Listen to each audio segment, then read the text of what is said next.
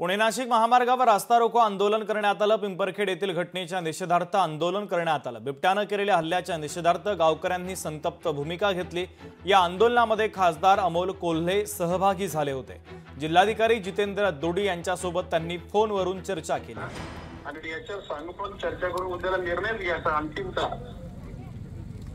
साहेब, अजून ज्या मुलाचा दुर्दैवी मृत्यू झाला आहे बिबट्याच्या हल्ल्यात, त्याचे विधी सुद्धा अजून झालेले नाहीये, पोस्टमॉर्टम होऊन अंत्यविधी अजून झालेले नाहीये आणि त्यामुळं सगळ्या ग्रामस्थांची म्हणणं आहे खूप त्याच्यानंतर माझ्या स्तरावर आपण आले होते, अमोल कोल्हे साहेब होते, वळसे पाटील साहेब होते।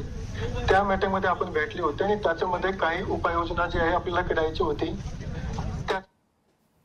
शिरूर तालुक्यामध्ये म्हणजे पिंपरखेडमध्ये 2 घटना घडल्या, जांबूतमध्ये घटना घडल्या। अवघ्या महिन्याभराच्या काळात 4 जर घटना घडत असतील, त्यात 3 लहान लेकरं जात असतील, तर जनतेच्या संयमाची ही परीक्षा पाहिली जाते।